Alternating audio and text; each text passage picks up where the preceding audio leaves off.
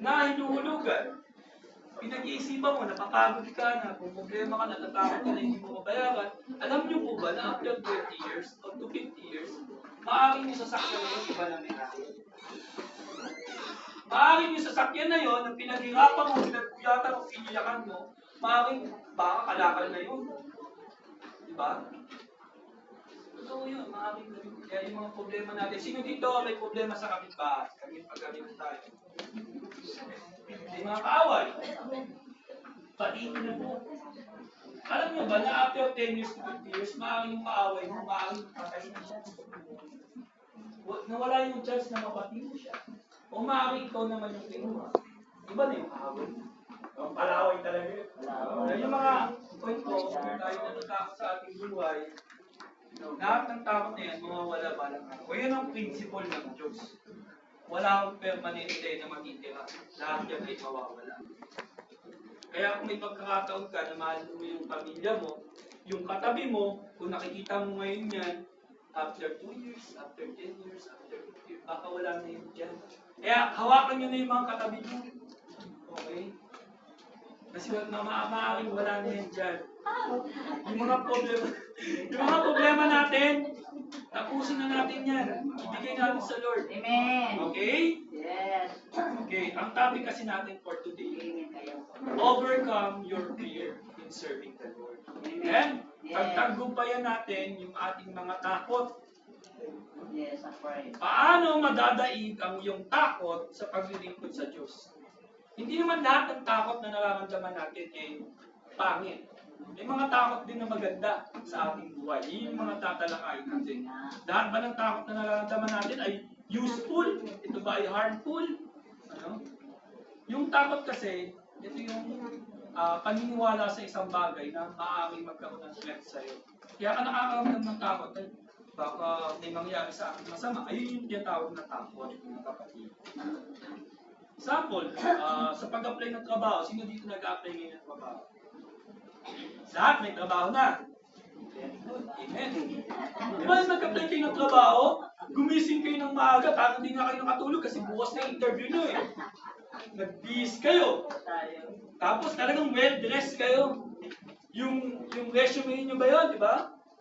Sa magandang sa curriculum vitae, mga ganun pa, no? Pinaganda nyo pa lahat ng working skill na ganyan. Pero pagdating ng interview, nakaramdam ka ng takot, nag-fail ka, bumagsak ka.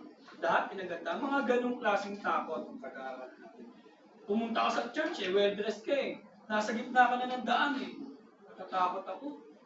Baka pagalitan ako ni pastor kasi nakita niya sa Facebook yung pinost ko. Hindi ko natulog. Mga ganong klaseng takot. Example ako dyan eh. Sa yung pinaniniwala, ito naman, yung takot na pinaninindigan mo yung paniniwala mo. Pero sa bingit ng kamatayan eh, nagbago ka. May kwento ko. Meron tatlong magkakaibigan. Ito na, kung narinig nyo na yung kwento na to, hindi ko alam. May tatlong magkakaibigan. Yung isang kaibigan, ang Diyos niya, sabihin na natin, Hala. Hindi na, yung isang kaibigan ng Diyos niya, si Hala. Yung isang kaibigan naman ang Diyos niya, si Budar. Yung Diyos niya, si Budar. At yung isang tao, yung sabihin natin bida, ang Diyos niya, si Jesus. Nagpagalingan sila. Tatalong sabi, pagalingan tayo ng Diyos. Kung sino talaga yung totoong Diyos. O sige, nauna yung yung isa, yung Hala. Yung Diyos niya. Yung Diyos ko si Hala, mapagkakatiwalaan yung tumalon. Sumigaw siya, Hala, isip mo ko. Hala, isip mo ko. Patay. Hindi, sabi ng Budar na, siya sinil. Etong Budar, yung Diyos ng Budar, trickster yun ng dadaya. Tumalon. Tinamot ng Diyos ko. Sabi niya, Budar, isip mo ko. Yung daya, may tali. Umangat, Budar, thank you. Sabi naman yung Diyos na Jesus, parang totoo ka yung Diyos niya. Si Budar ka. Nanginginig na siya. Sabi niya, ikaw na, ako sinipa ko ng Diyos ko eh. Tumalon ngayon yung may Diyos kay Jesus. Jesus! Pagdating sa baba, Jesus, Budar, nagbago. Pagdating ng dingit ng kamatayan, nagbabago tayo mga kapatid. Yung takot na nararamdaman natin. Yung threat, pagdating sa threat, biglang magbabago yung paniniwala mo. Wala ba tayong tiwala sa Diyos? Na sana malapit na siya kung nag-Jesus pa rin siya, angat siya eh. Kaya nga na nagbago siya. Natakot siya. Mga ganong takot. May nararamdaman ba tayong ganun, mga kapatid? Na baka yung sa kayo yung totoo. Baka nasa mali ako. Diba? Baka nandun sa ibang religion yung totoo. Ganun na lang, sabihin natin, kung ikaw ang tama, ikaw ang mapupunta. Kung ako ang tama, ako ang mapupunta. Ganun. Hindi kasi ganun yung paniniwala natin eh. Diba? Tayo ay naniniwala saan? Sa election. Kaya huwag tayong makaramdam ng takot. Ang pagpili po ang kaligtasan ay wala sa kamay natin. Wala kung sino ang tama dito sa lupa, mga kapatid. Okay, punta tayo sa verse, basa tayo ng verse, 1 Timothy 1:7. Yan po, mga kapatid, open po natin yung ating Bible or Bible app. High-tech na po tayo. So, wala, next Sunday, magpuproduce po tayo ng Bible or Bible app. Especially King James Translation. Okay?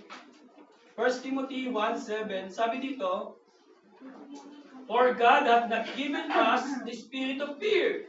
No? Ang Diyos pala, hindi daw tayo binigyan ng spirit of fear. So, saan nagagaling ang takot natin? Sa utak natin, no? But of power and love and sound mind.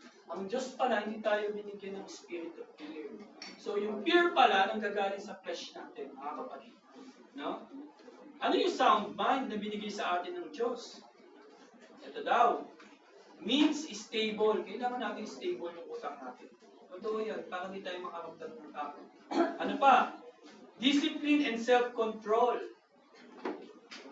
Kung may discipline ka pala, ng mga bagay-bagay, hindi ka makakaramdam ng takot. At may self-controlled mind ka. No? Kapag ganun pala ang pag-iisip mo, hindi ka malaya ka sa takot, mga kapatid. Pero yung fear kasi, talagang parte na ng flesh natin yan. Yung takot ba, saan ba nagmumula? Sa part ng katawan? Sa isip, alam mo yung magsabi ng puso, sa isip po talaga. Isip po talaga. Pero ang binigay sa atin ng Diyos, kailangan stable ang isip. Pero yung fear kasi, parang kakambal na natin yan. Totoo yan. Ang tao, kakambal na natin yung takot. Wala naman tao hindi natatakot. Sino ba dito yung hindi natatakot? Okay, wala, no? Kakambal na. Actually, ang Bible, pag nagbukat ka ng Bible, common knowledge na lang dyan. Lagi ka may mababasang, do not fear, di ba? Fear you not. Ang napakarami. Kasi totoo niyan, kapag tayo naglilingkod sa Diyos, kakambal na talaga yung tao. Kakambal na natin yung fear. No? Some verse na makikita natin ito, yung katotoo yan kakambal natin, kaya yung devil, ang pang-uto niya sa tao, dahil since kakambal natin yung takot, yung demonyo po, ang pang-uto niya sa tao, fear. O, tatakutin ka niyan. Huwag ka umitin sa church. Huwag ka umitin sa church. Pupunta si pastor mo. Saraduhan mo yung pinto. Kasi sisermonan ka niyan. May nakita sa'yo. No? Ganun ang ginagawa ng devil. Ang pang-uto niya sa mga Kristiyano, sa mananampalataya ay takot. Ginagamit niya ng kalaban. Isaiah 41:10. Sabi dito, basa po tayo, fear thou not. No? For I am with thee, be not dismayed, for I am thy God. I will strengthen thee, and I will help thee. I will upload thee with the right hand of my righteousness. Sabi dito, huwag daw tayong matakot. Laging kasama natin ang Diyos. Sabi dito, for I am with thee. Ito yung takot na bigla lang natin nakaramdaman. Isaiah 41:13. Sunod doon. For I, the Lord thy God, will hold thy right hand, saying unto thee, fear not, I will help thee. Ito yung sa Isaiah 41:13. Ito yung takot kasi napili sila eh. Sila yung napili, yung bayan. Natatakot sila bilang chosen people. Bilang chosen. Psalms 23 verse 4.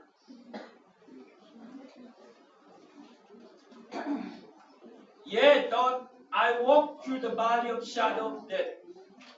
Sabi dito, tinan nyo to ha. I will fear no evil. For thou art with me, thy rod and thy staff, they comfort me. Sabi dito, huwag daw tayong matakot sa masama. Pero totoo, nararamdaman natin to. Diba? Napakadaming masama sa paligid. Saan karaniwan nangyayari ang kasamaan? Daylight o nighttime? Nighttime, no? Kaya sabi sa inyo, huwag kayong lumabas. Yung sabi ng Biblia, kapag maglilingkod tayo, di lalabas ha, kapag maglilingkod daw tayo, I will fear no evil. Deuteronomy 31:6. Binabasa lang natin yung mga some na nakasulat sa Bible na may fear, na fear not, no? Deuteronomy 31:6. Basa tayo mga kapatid. And the angel said unto her, Fear not, Mary. Sorry, mali. Be strong and of a good courage. Fear not, nor be afraid of them. For the Lord thy God is that go with thee. He will not fail thee, nor forsake thee. Ito yung about doon sa mga Egyptian, yung mga Israelites, natatakot sa mga Egyptian. Sabi dito, fear not. Huwag daw tayong matakot. Totoo yan. Kapag alam mo sa sarili mo na ikaw ay pinili at ikaw ay anak ng Diyos, huwag tayong matakot sa labas. Minsan natatakot tayo eh. Sabihin mo lang kung ano yung paniniwala mo, natatakot tayo. Sisya ka nag-church.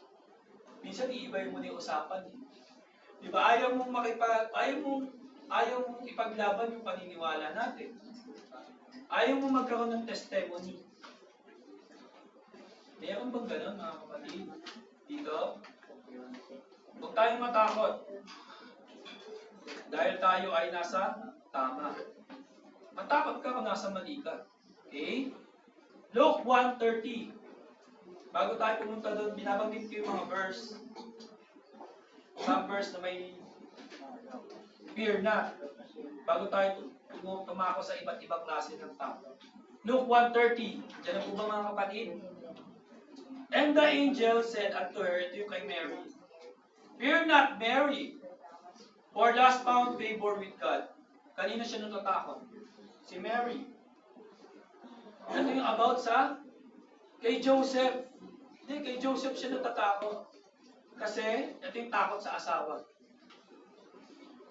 Natakot siya kay Joseph na nabuntis siya eh. Diba? Natatakot siyang sabihin kay Joseph. Kaya sabi ng angel, Fear not, Mary, for us found favor with God. Sometimes ganun din sa atin eh, sa partner. Pinagawa kang mali, natatakot kang sabihin. Baka magkaroon ka yung next verse dito eh. Baka magkaroon daw ng trouble eh. Sabi dito yung kay Mary. Trouble saying siya, sabi dito. May mga ganun ba? Sa magulang. Sino dito anak na mabait? Taas kamay. Anak na mabait. Na konting pasaway. Na minsan pag nagkakamali ka, nagkakaroon ka ng takot. Diba? Minsan natatakot ka sa iyong magulang. Sabihin mo, pag nakaramdam ka ng takot mga kapatid, sabihin mo, sila kasi yung mag-guide sa'yo. Okay? Ito naman, Habakuk 3:2. Sa Habakuk 3:2, ito yung takot na nakaramdam siya. Bigla siya nakaramdam ng takot. Kasi narinig niya yung about destruction. O Lord, I have heard thy speech and was afraid. O Lord, revive thy work in the midst of the years, make known. In wrath, remember mercy. He was afraid for fear for his people kasi narinig niya yung coming judgment ng Babylon. So may mga ganong, binanggit ko yun, may mga iba't ibang klase ng takot na nararamdaman tayo kapag magsiservice tayo sa Lord. Ano ba mga minsan nararamdaman natin? Yun nga, sinabi ko kanina, takot. Sayang naman yung araw ng linggo. Minsan ganun yun. Natatakot ako kasi may bayarin ako. Pero sayang naman kasi yung araw ng linggo. Sayang yun. Sino ba dito pumapasok pa ng linggo? Malamang wala dito kasi pumasok. Diba? May mga ganong klase ng takot. Sa mga kalalakihan, natatakot ako mag-umawit dyan, natatakot ako mag-practice ng mag-preach. Di ba? Inaanyayahan kayo ni pastor na mag-practice na sa mga kalalakihan na magsalita. Gamitin niyo yung talento. Huwag po kayong matakot. Yan yung mga iba't ibang klase ng takot.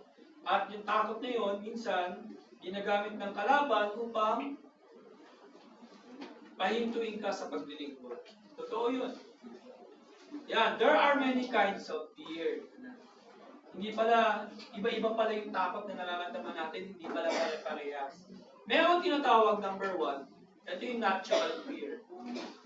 Pag sinabi natural fear, ito yung takot na nararamdaman mo kapag nanood ka ng 24 oras. Na.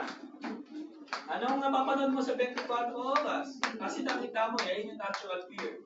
May patayan dito, may bagyo dito, may paparating na gera. Ayun yung tinatawag yung natural fear. Natakot ka kasi nakita mo yung resulta. No? Kaya nga pag may tumarating na bagyo, nagpapanik buying yung mga tao. Di ba? Panic buying sila, may bagyo. Kaya yung tinatawag ng natural fear. But in Matthew 28:24 to 26, basahin natin. Pagdating sa bagyo, tinan nyo to, para mawala yung inyong takot pag may dumarating na bagyo. Basa tayo sa Matthew 8.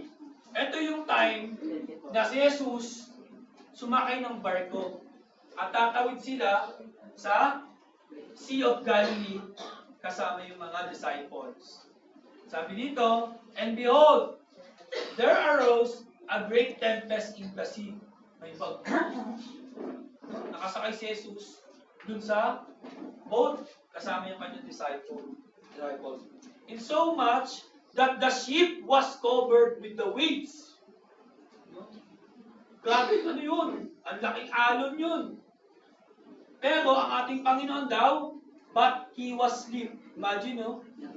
Si Jesus, natutulog siya habang binabagyo yung barko. Ang sarap siguro ng tulog ng ating Panginoon. 25. And His disciples came unto Him. Pumasok yung disciples. And awoke Him. Ginigising siya. Saying, Lord, save us. Sabi niya, we perish.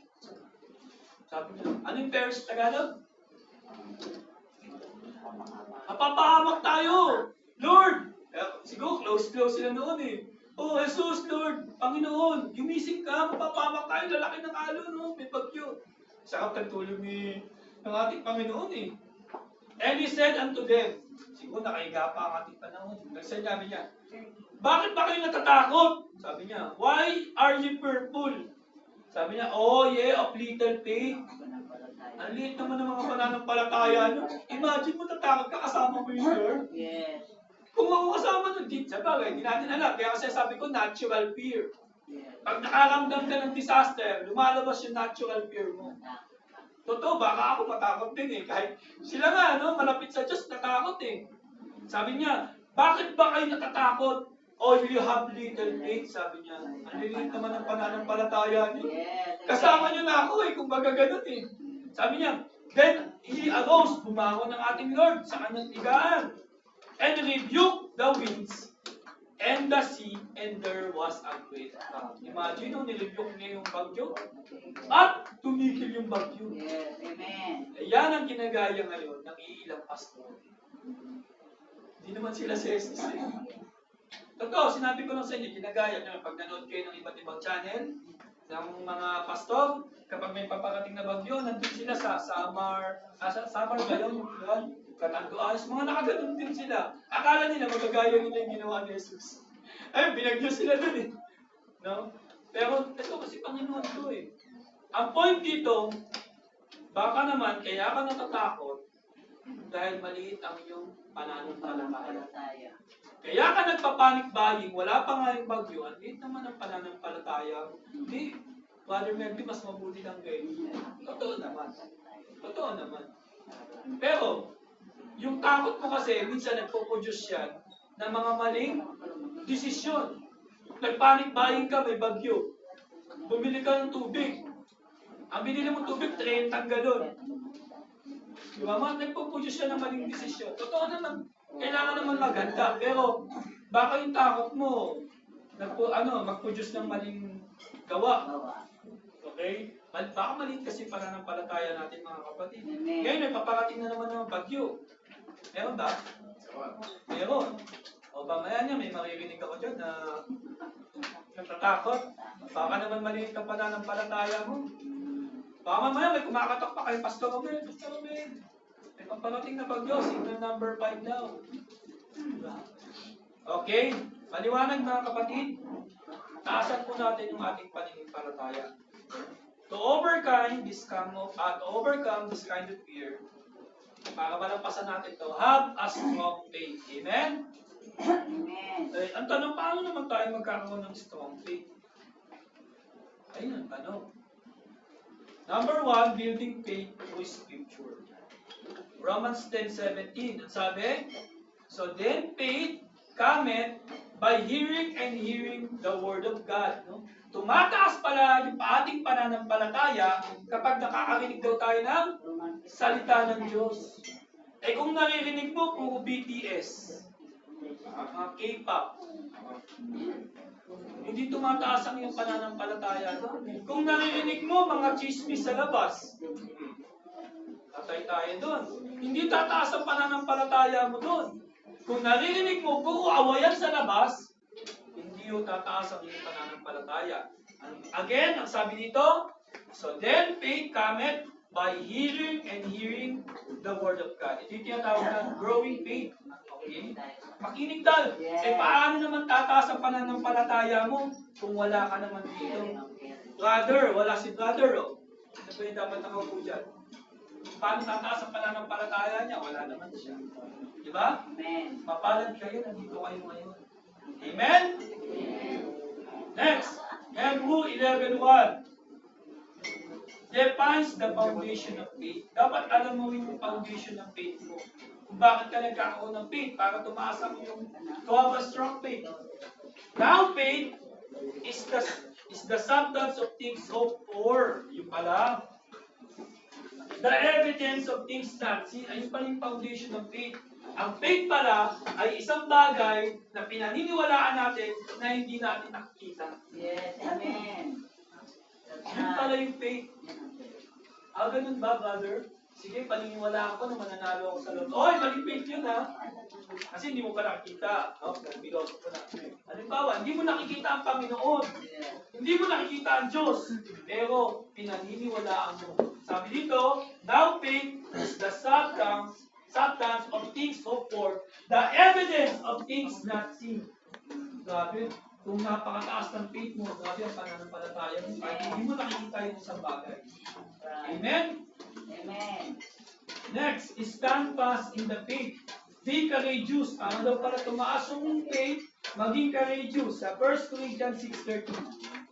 Sabi dito, watch ye, stand fast in the faith. Sabi dito, with you like men, be strong. No? With you like men, be strong. Paniwalaan mo yung paniniwala mo. Para daw tumaas yung faith mo, katulad ng sinabi ko kanina sa kwento, yung faith na kay Jesus, hanggang dulo, dapat hanggang dulo. Hindi kung kailan malapit ka na sa threat, bigla kang magbabago. Yun, sabi dito, stand fast in the faith para tumaas ang iyong pananampalataya. Amen? Amen. Mamaya may kausap na kayo dyan. Halimbawa, may religion dyan na naglalakad at nagbibigay.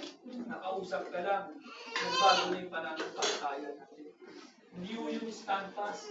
Hindi ka mo magkakaroon ng ganong strong faith, mga kapatid. Number 2.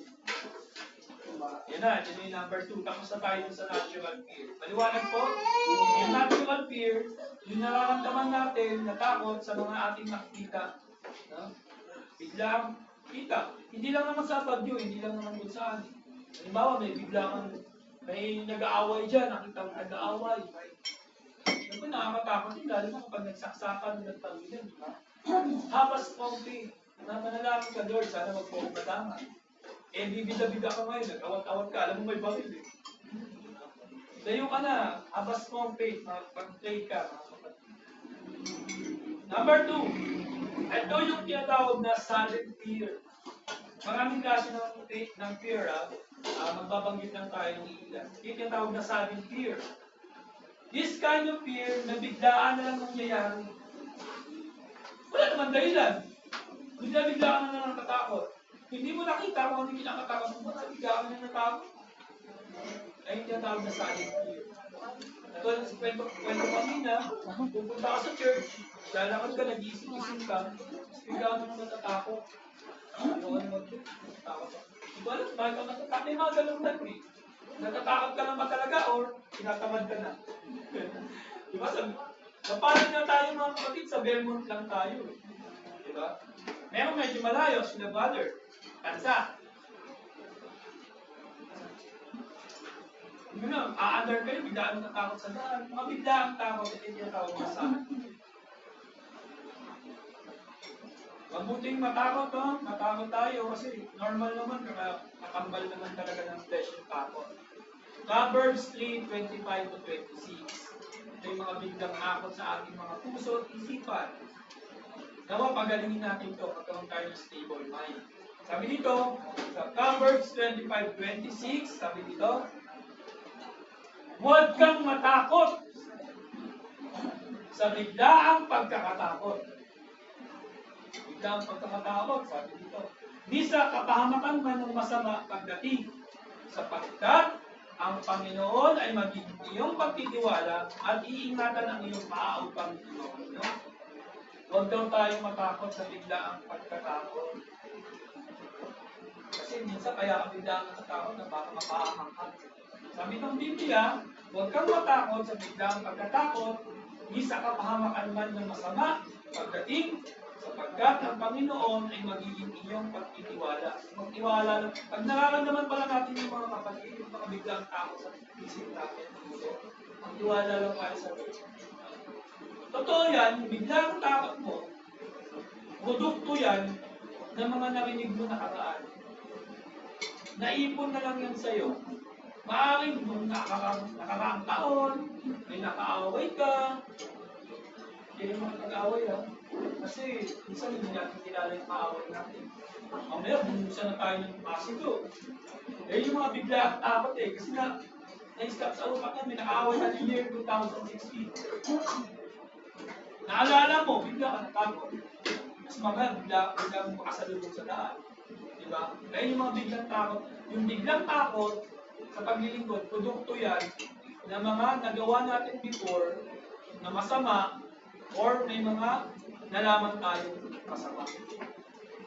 Okay? Ayan yung mga biglang takot. Kaya yung mga nakakaramdam ng takot, minsan, nawawala sa church. Imbis na maglingkod, natakot siya na nagpa-check up pala siya dati, year 2010. Binigyan na pala siya ng kanin. Naalala niya, natakot, ayaw na mag-church. Ang gusto, i-enjoy na lang yung buhay. Enjoy ko na lang yung buhay. Inom na lang ako, ano na lang yung barkada. Hindi ganun yung enjoyment ng Kristiyano, mga kapatid. Ang enjoyment po ng Kristiyano ay mag-attend po ng mga gawain. Amen? Dito po tayo nag-enjoy. Nag-enjoy pa ba kayo, mga kapatid? Baka hindi na kayo nag-enjoy. Pag hindi kayo nag-enjoy, signs yan na hindi kayo kilit. Kasi yung kilit po, package po yan na may kasamang joy. Di ba? Fruit of the Holy Spirit. Package po yan. Dapat nag-enjoy tayo, mga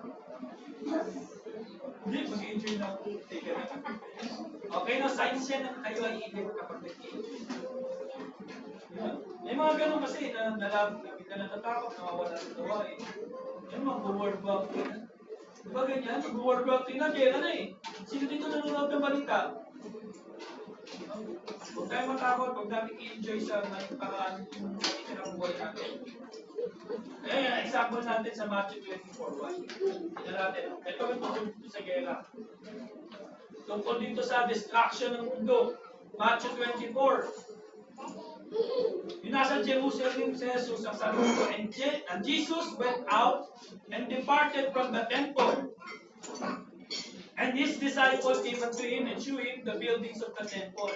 Sabi kay Jesus, uy, yung mga building na to, mga bato.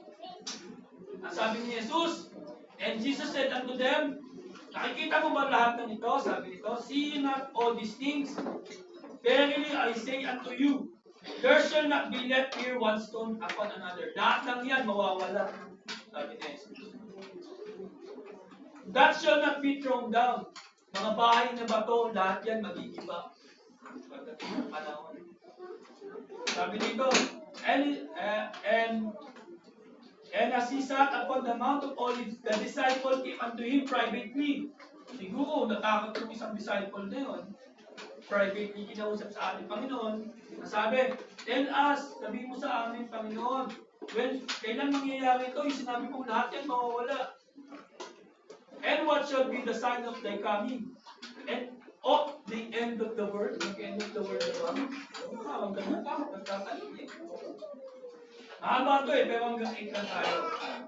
And Jesus answered and said to them, sabi niya, take heed that no man deceive you.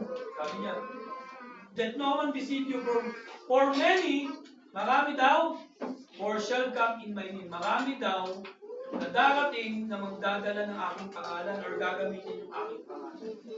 Saying, I am Christ and shall deceive. Marami daw magsasabi, sa panahong iyon, na darating daw, marami daw gagamit ng kanyang pangalan at mag-deceive tayo. Okay? Marami gumagamit ng pangalan. Meron ganyan, isang church, ginagamit yung pangalan ng Jesus. So, alam niyo na. Meron nga dyan church, sinasabi na, pangalan ni Jesus ang gamit. Pero pagdating sa doktrina, si Jesus ay tao lang. Kaya nga sabi dito, I am Christ shall deceive many. Marami gumagamit ng kanyang pangalan pagdating ng araw at madi-deceive. Anong Tagalog ng deceive? Maluloko, malilin lang. And you shall hear of wars and rumors. Ito na yung binanggit ko kanina. Marami tayong marinig dyan ng gera. World War III na. Wars and rumors. Sabi dito, that ye be not be troubled. See that ye be not troubled. Sabi ng ating Panginoon, huwag kayong matakot pag nakarinig na kayo ng ganun. Ng mga gera dito, gera doon. Sabi niya, for all these things must come to pass. Nakatakda na palang mag-gera. Sabi niya dito, for all these things must come to pass. Lilipas din taling gera. Kaya huwag kayong matakot, sabi niya, not be troubled, but the end is not yet. Huwag kayong matakot, hindi pa pala katapusan. Okay? Wala akong marinig yun ang matatakot kayo pag nakakarinig kayo ng gera-gera.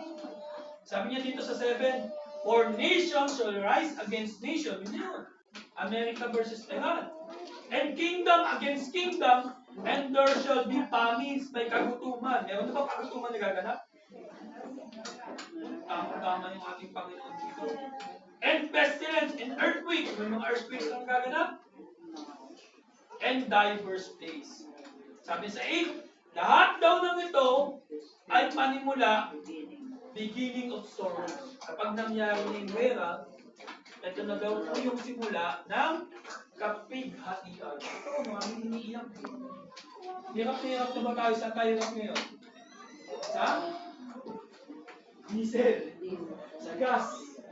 Ang dami na tumataas. Eh, tumaas yung mga gasolina. Tumataas ano? Mga bili. Ang sahod hindi tumataas. Ang bayarin ay hindi bumababa. Kaya sabi ng ating Panginoon, kapag nakakarinig kayo ng mga ganon, ito ang panimula ng kapighatian. So yan. Pero, sinabi ng Panginoon, ye that ye be not troubled. Huwag kayong matakot. Kasi, hindi pa ito yung katapusan. Amen? Pag nangyari yun, hindi pa yung katapusan. Kaya, totoo yan, noon pa man yan may gera. Kahit panahon pa ng ating Panginoon. Noon pa yan. Noon pa rin naman may kagutuman. Hanggang ngayon. So, hindi pa yan ang katapusan. Maliwanag mga kapatid, Wala na akong maririnig na, or kailangan na natin mag-enjoy, or pupunta na tayo kung saan. Sige. Yeah? Totoo yan kasi makakaranas ka na ng mabigat yan. Huwag tayo matakot. Kasi may nakikita ako na sobrang natatakot. Maliwanag naman ang Biblia na sinasabi na huwag tayo. Totoo, kapag nagkaroon tayo ng sudden fear, pagkatakot, bigla-bigla, nadidisturbo tayo. Hindi lang basta bigla nadidisturbo, para tayo nai-stress. Diba? Pag natatakot ang isang tao, at the same time, nai-stress ka na rin. Kapag nai-stress ka, bahala kasi yung kapatid ka. Gusto ba natin maging ganon? Huwag kang ma-stress, huwag kang matakot. Kailangan lagi tayo masaya at nakatawa. O basta tayo, para hindi tayo ma-disturb. Sabi dito sa John 22 verse 10. Job 22 verse 10. Job. Sabi dito, therefore, stares around about thee, and sudden fear about thee. Tagalog, kaya't ang mga silo ay nasa palibot mo. Ano yung mga silo sa Tagalog? Mga panganib yun or takot eh. At ang biglang takot ay bumabagabag sa'yo. Di ba bumabagabag? Nadidisturb tayo kapag nagkakaroon tayo ng mga biglang takot. Amen? Ito ay dapat nating alisin.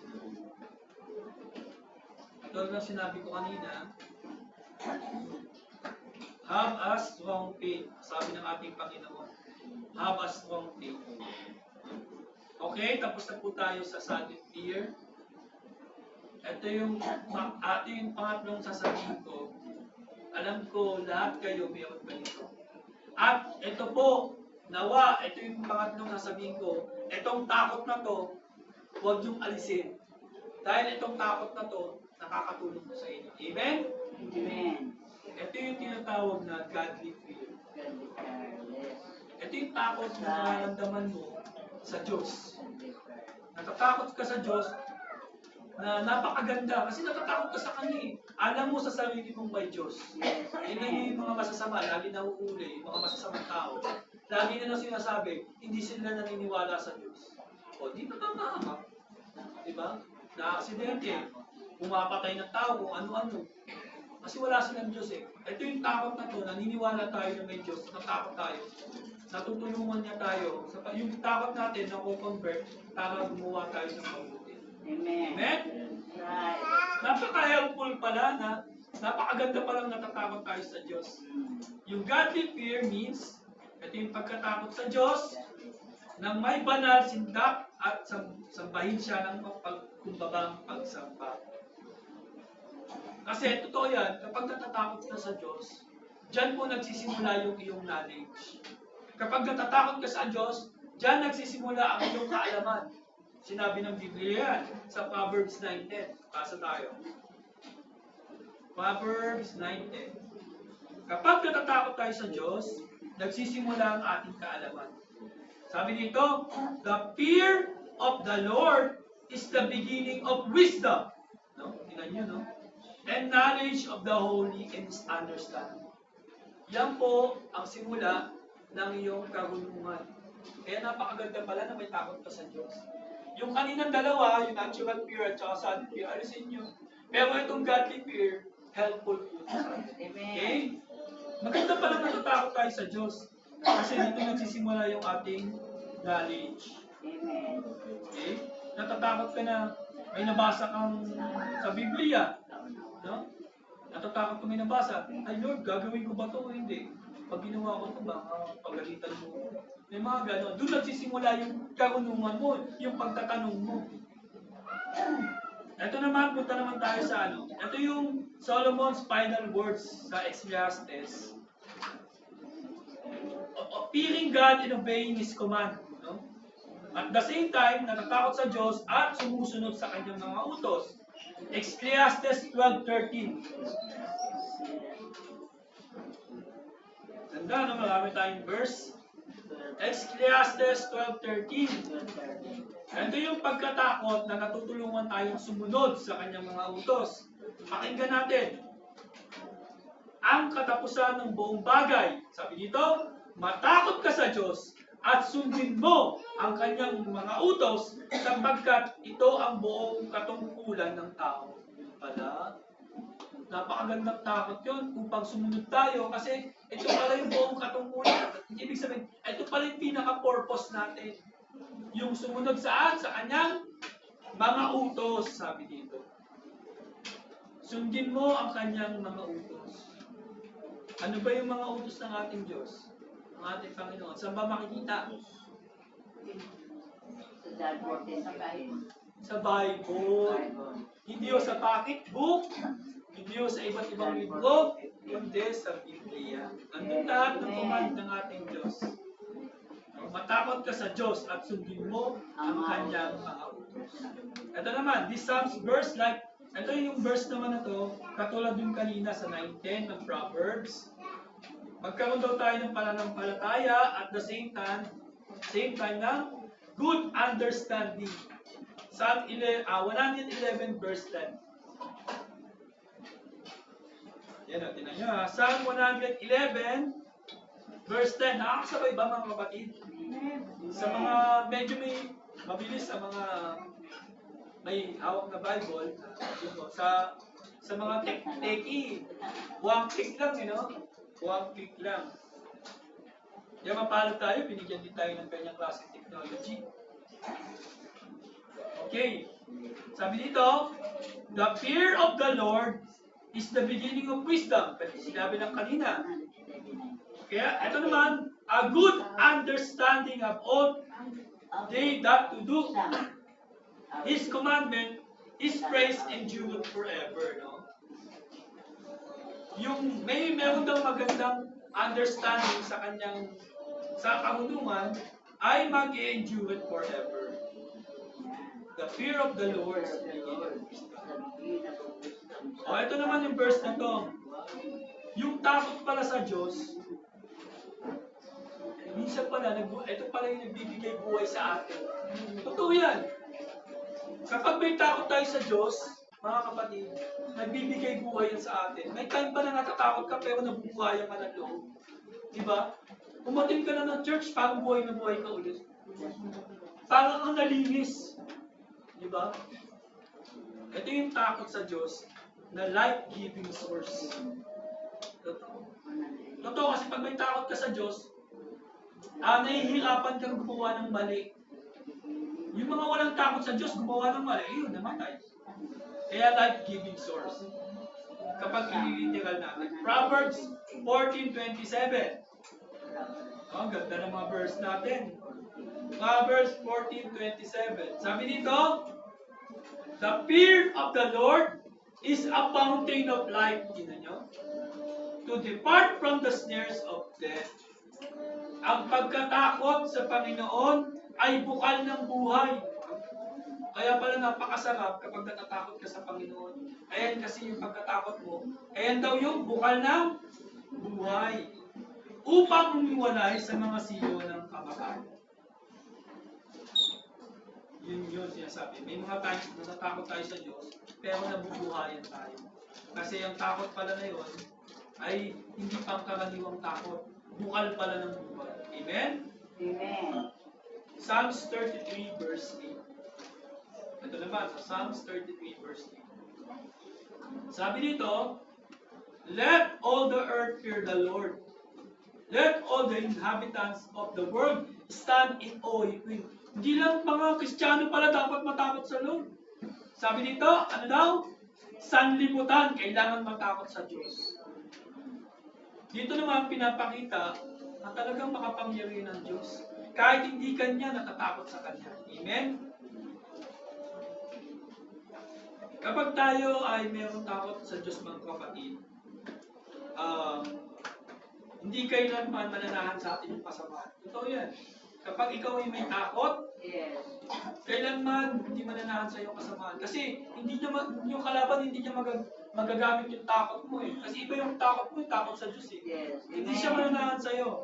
Basahin natin. Proverbs 19:23. Tingnan niyo to ha.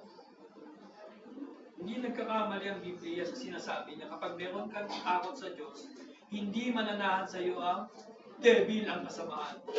Sabi dito, the fear of the Lord tendeth to life, and he that hath it shall abide satisfied. Ito na, he shall not be visited with evil. Ayan.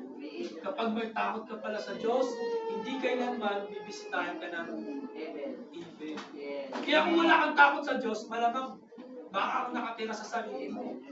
Demonyo. Pero kung may takot ka sa Diyos, hindi ka mananahan ng demonyo. Hindi sa itiniramin mo. Amen? Lahat ba tayo dito may takot sa Diyos, mga kapatid? Amen. Kapag may takot ka sa Diyos, sabi mo, Amen. That's right. Amen. Ito naman yung tinatawag na godly fear. Kapag may takot ka sa Diyos, talagang susunod ka sa kanyang sa kanyang utos. Di ba tinan niyo yung nangyari kay Noah? Yung nangyari kay Noah, yung sinabihan siya na gumawa ng barko, iba yung takot na naramdaman niya doon. Yung sinabi sa kanya na pagbabaha. Hindi ko siya sa pagbaha natakot. Natakot siya at nakita niya yung kapangyarihan ng Diyos. Kaya niya ginawa yung utos ng Diyos. Yung tinatawag na godly fear. Hindi ka natatakot sa kung ano kayang gawin ng Diyos, natatakot ka na may Diyos palang makapangyarihan sa lahat. Amen? Amen. Hebrews 11:7-12. Basahin natin, tingnan nyo. Hebrews 7 na pala. Hebrews 11:7. Tingnan nyo ha. Basahin nyo yung kay Noah. Sabi dito, by faith, Noah, being warned of God of things not seen as yet. No? Sinabi daw kay Noah, yung mga bagay na hindi pa nagaganap. Sabi dito, move with fear. Nang-move daw si Noah sa takot. Yung takot na naramdaman niya, hindi yung takot dun sa mga sinabi sa kanya. Natakot siya na may ganun palang malakas na Diyos. Natakot siya na napakalakas pala ng Diyos. At ngayon, dahil ako ay may Diyos na, move with fear. Ako ay susunod sa kanyang mga utos. Kaya tinan nyo, sumunod siya. Prepare an ark to the saving of his house, by which he condemned the world and became heir of the righteous, which is by faith. Nagkaroon siya ng pananampalataya dahil dun sa kanyang takot na naramdaman sa Diyos. Amen? Amen. Napaka-importante pala na natatakot tayo sa Diyos. That's right. Kasi kapag hindi na tayo natatakot, anong klaseng Diyos na yung meron sa atin? Anong klaseng Espiritu na yung nananahan sa atin, mga kapatid? Ito naman, sinasabi ni Paul sa verse na to, nataglay natin ang pangako ng Diyos. No? Linisin natin ating mga sarili. Buksan natin sa 2 Corinthians 7.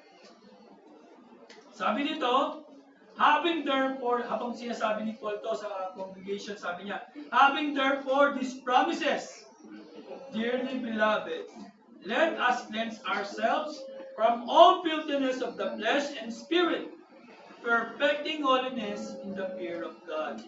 Kung tayo daw ay may takot sa Diyos, ang hawakan daw natin yung mga pangako ng ating Diyos.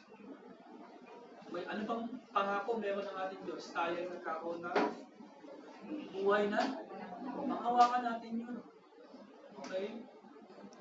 Ang hawakan natin yung mga pangakong yun. At linisin daw yung ating mga sarili. Amen? Amen. O, dito na tayo sa last verse. Alam ko, kanina nyo pa, naaamoy yung sari manok. Naamoy ko eh. May sari manok ba, sis? O, meron daw. Naamoy ko yung sari manok. Pero sabi nga ng Biblia, Matthew 4 verse 4, lagi ko sinasabi, hindi lang nabubuhay sa tinapay, Yes. kundi sa mga salita ng Diyos. Amen. Mamaya na yung tinapay. Dito muna tayo sa salita ng Diyos. Kasi ang katawan natin po, dalawa din po yan. Isang katawan at isang spirito. So, kailangan din kumain yung ating spirito. Mamaya na yung ating katawan. Okay? Okay, ito dito tayo sa last verse. Yung last verse na, naamoy ko na yung saring manok eh. Ano ba saring manok? May saring manok eh. O pangalan lang yun, tawag lang yun. Okay. Sabi dito, sinasabi sa atin ng Apostle John, si Apostle John ang nagsabi dito, tayo daw ay magtagumpay sa mundong ito. Magtagumpay tayo dun sa mga takot na nararamdaman natin. Si Apostle John ang nagsabi, yung takot na nararamdaman natin, ang pagtagumpay natin. Sabi dito, Beloved, believe nor every spirit, but try the spirits, whether they are God. Because many false prophets are gone into the world. Sa mga nakapag-try na sa ibang religion, na-try nyo naman po kung talaga sila ay totoo o hindi. Hereby know you the Spirit of God, every spirit that confesses that Jesus Christ come in the flesh of God, and every spirit that confesses not that Jesus Christ is come in the flesh is not of God. And this is the spirit of Antichrist. Kapag ikaw pala ay nakaramdam ng takot sa paglilingkod, upang yung paglilingkod mo ay humiwalay ka sa paglilingkod, ang espiritu pala na naninirahan sa iyo ay hindi espiritu ni Jesus. Ano daw? Spirit of Antichrist. Sabi dito, where ye have heard that it should come, and even now already in this world, you are of God.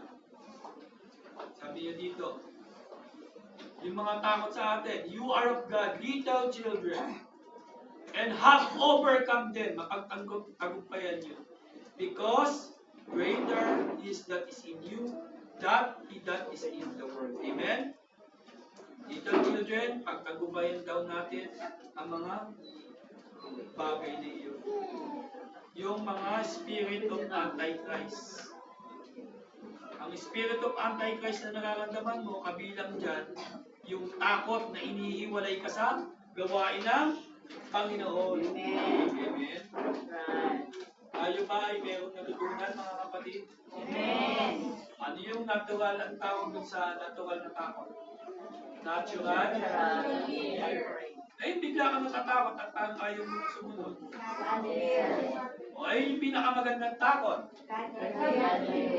So, with godly fear, huwag na huwag po natin alisin sa ating mga sarili. Amen. Kapag inalis po natin ang pagkatakot sa Diyos, baka mawala tayo sa gawain. Okay?